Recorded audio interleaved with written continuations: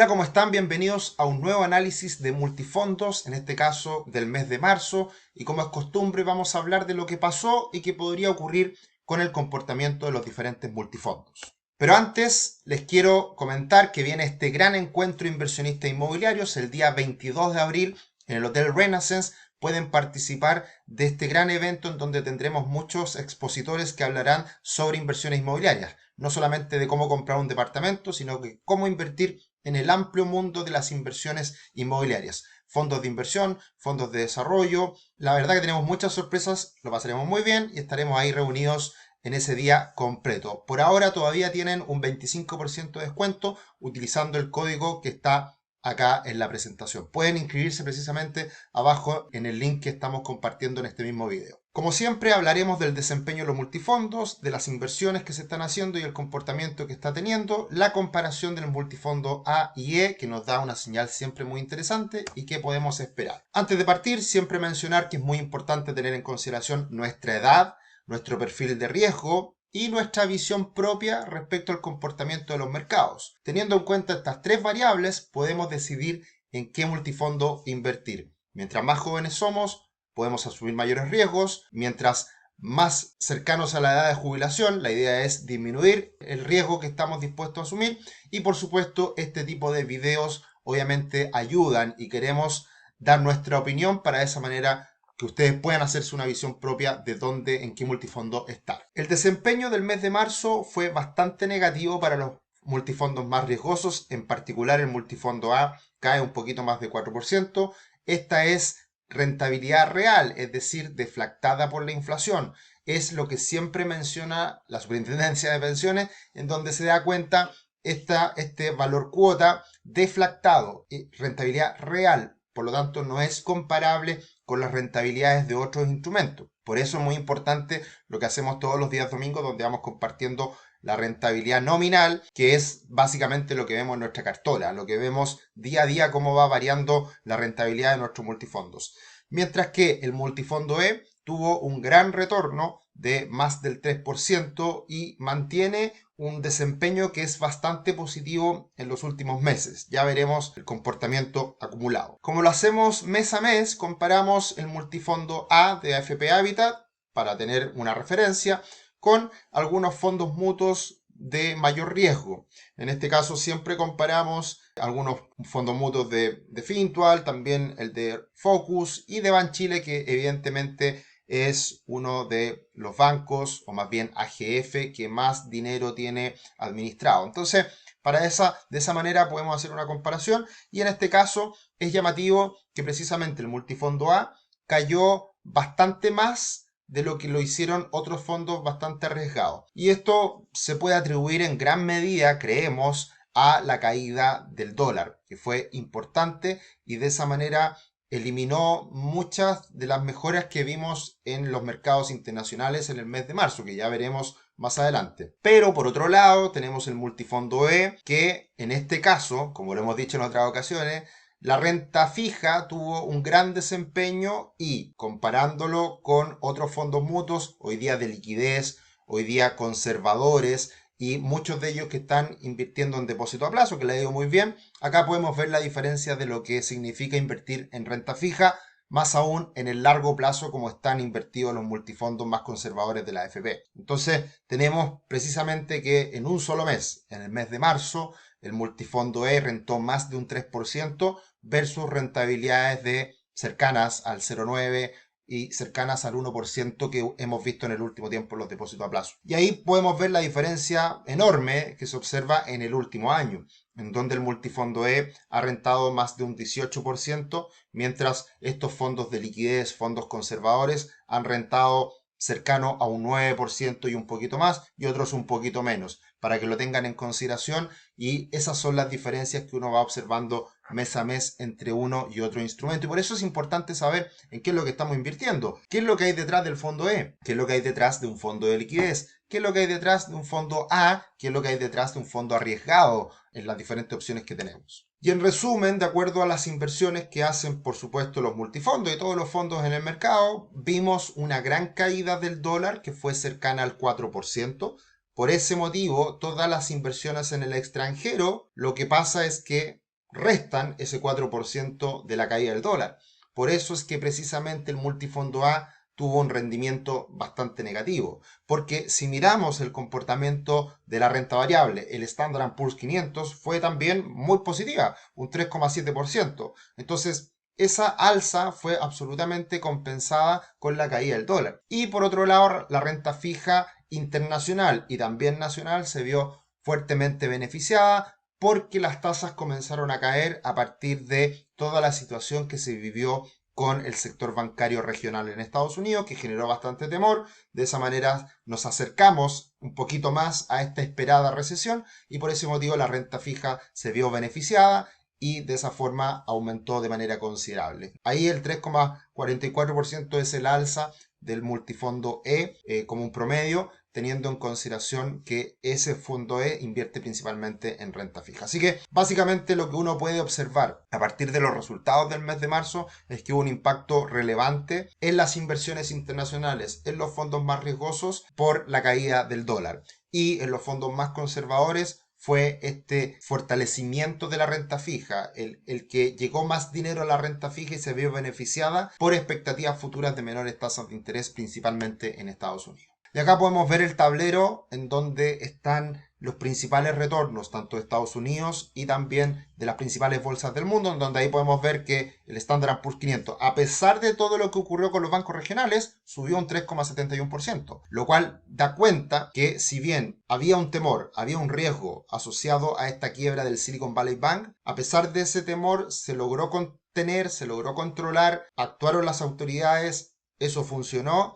Y lo que queda, lo que nos deja marzo, es que a partir de esta situación hay expectativas futuras de una mayor desaceleración económica y por ende menores expectativas de tasas de interés. Eso es lo que manda y eso es lo que impulsa a los mercados en el mes de marzo, y los más beneficiados son las acciones tecnológicas, que evidentemente necesitan de dinero barato, necesitan de bajas tasas de interés para de esa manera seguir creciendo. Y por eso ya en el año el Nasdaq 100 sube más de un 20%, lo cual es muchísimo en solamente 3 meses. Y a nivel internacional nos sigue golpeando a nivel latinoamericano, también a Chile, lo que pasa con Brasil, que sigue muy lento, sin despegar, muy contenido, y es una de las bolsas que en los últimos meses es la de peor rendimiento. Y eso también nos afecta a nosotros en el IPSA, y también de cierta manera este asset class y esta exposición a Latinoamérica, a un Brasil, a Chile de parte de la AFP también tiene un efecto negativo en esos retornos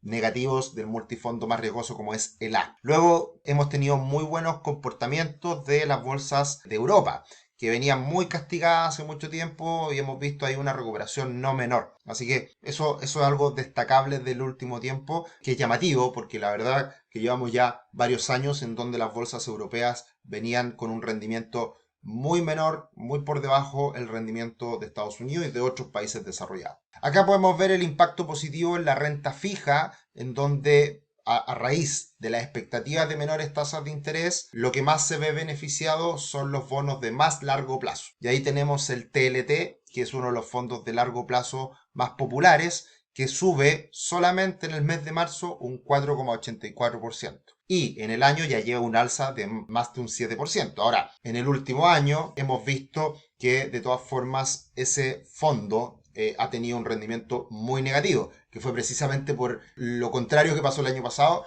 que subieron mucho las tasas. Ahora se está revirtiendo un poco esa situación, pero sin lugar a dudas la caída en las tasas de interés beneficiaron a toda la renta fija a nivel global. Y ya comparando lo que es el rendimiento del multifondo A y el E, vemos que sigue cayendo esta relación, por lo tanto se sigue viendo beneficiado el multifondo E respecto al A, y esto en el largo plazo no tiene mayor lógica, porque lo que hemos dicho en otras ocasiones es que la trayectoria de esta relación debería ser ascendente, porque en el largo plazo lo que uno observa es que el multifondo A debería rentar más que el multifondo E. Pero evidentemente ahí está la oportunidad que en el corto plazo esto no siempre ocurre de esa forma y se van dando estas diferencias. Hoy en día, a favor del multifondo E, de manera negativa, estamos viendo ese comportamiento peor que el multifondo E al fondo A. Lo que debería pasar en el futuro es que esta relación debería cambiar y por lo tanto el multifondo A debería ganarle al multifondo E y debería ir a buscar esa trayectoria que hoy en día, si uno la proyecta en el tiempo, es aproximadamente de un 30, un 40% a favor del multifondo A. Y eso es cíclico. Y ahí está la oportunidad. Y eso es lo que hemos mencionado en muchas ocasiones en estos videos, que es importante mirar esta relación porque ahí es donde uno puede eventualmente tomar decisiones más arriesgadas, más conservadoras. Así que se sigue beneficiando el multifondo E respecto al multifondo A, pero eso tarde o temprano va a cambiar y va a empezar a mejorar relativamente el multifondo A respecto al multifondo E. ¿Qué podemos esperar de cara a los próximos meses? Y en particular el mes de abril, estamos en uno de los mejores meses del año estadísticamente hablando para la bolsa norteamericana. Y en particular en años preelectorales, próximo año hay elecciones en Estados Unidos, elecciones presidenciales, en años preelectorales tenemos mejores rendimientos aún, en donde el Dow Jones en promedio, en estos años, desde 1950, renta un 4% en el mes de marzo. Así que la renta variable debería seguir favorable en este mes en particular. Y también de cara a los próximos meses. Acá hay otra estadística que es bien interesante. Tenemos que cuando el año anterior es negativo, el año pasado cayó la bolsa un 19,44% en el caso del Standard Poor's 500, y el primer trimestre es positivo, que es lo que observamos acá precisamente, en que tuvimos un primer quarter positivo, vemos que tanto abril como el segundo trimestre y el resto del año suelen ser bastante positivos. Por lo tanto, esta mezcla entre un mal año pasado más un buen inicio de año sigue ratificando que podemos esperar un buen desempeño de los mercados accionarios, bolsa norteamericana, en lo que resta del año. Así que es una señal esperanzadora respecto a lo que además hemos visto que han sido muy malas noticias, particularmente en las últimas semanas asociado a esta quiebra de bancos que vimos en Estados Unidos. Y si ya miramos los gráficos, vemos que el Standard Poor's 500, más allá de corregir y mostrar señales de preocupación,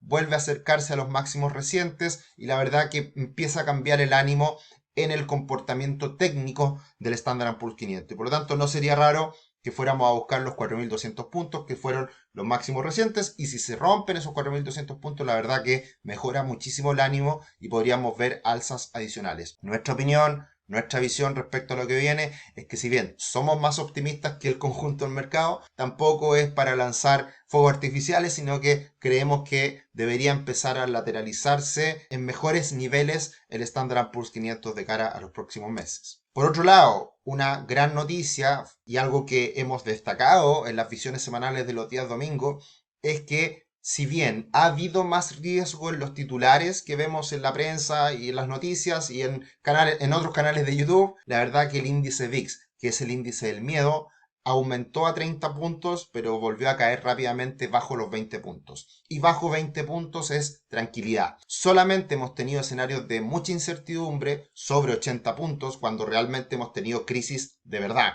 como fue el COVID, como fue la gran recesión crisis subprime. Y en esos casos, evidentemente tuvimos desplome de los mercados y ahí aumentó muchísimo el VIX. Por ahora está todo tranquilo y esa es una señal de calma objetiva que estamos viendo en las últimas semanas. Por otro lado, muy importante para los multifondos más riesgosos, A y B, tenemos que el dólar ha estado cayendo y en esta caída ha comenzado a lateralizar entre los 7.77 y 8.37. Es un amplio rango y por lo tanto, más allá de alzas, caídas puntuales mes a mes, no debiéramos tener gran impacto por la vía del dólar en el futuro, porque se va a mover en este rango y probablemente algunos meses beneficie, otros meses perjudique. En el último mes perjudicó mucho porque cayó un 4%, pero en el futuro debiera mantenerse en este rango y por lo tanto a los multifondos más riesgosos no debiera tener tanto impacto como sí lo fue en los últimos años cuando no paraba de subir el dólar. Y lo más importante para cerrar es que el bono del tesoro a 10 años en Estados Unidos, lo que representa en gran medida la renta fija a nivel global, está cayendo y está cayendo harto. Está rompiendo un soporte que veníamos vigilando hace mucho tiempo y por lo tanto, si sigue cayendo, que es probable, este bono del tesoro a 10 años, eso debería seguir beneficiando a la renta fija. Por lo tanto,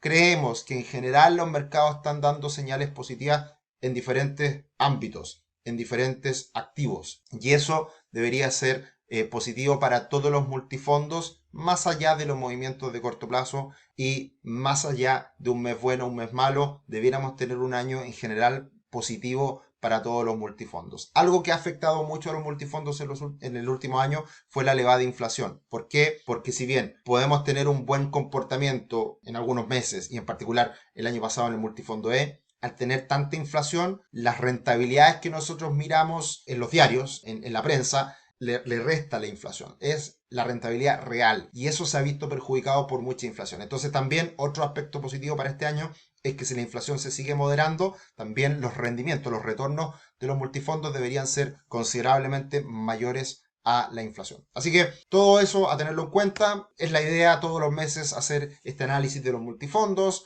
para de esa manera ustedes tengan más o menos claridad de cuáles son los factores, cuáles son los aspectos que hay que estar monitoreando y de esa manera ustedes puedan tomar la decisión en qué multifondo estar. Como siempre, lo invitamos a suscribirse a nuestro canal, a hacer sus comentarios, seguirnos en la visión semanal de los días domingos y ver todo el contenido de educación financiera que tenemos para ustedes de manera absolutamente gratuita. Que estén muy bien y nos vemos en un próximo video. Un abrazo, chao, chao.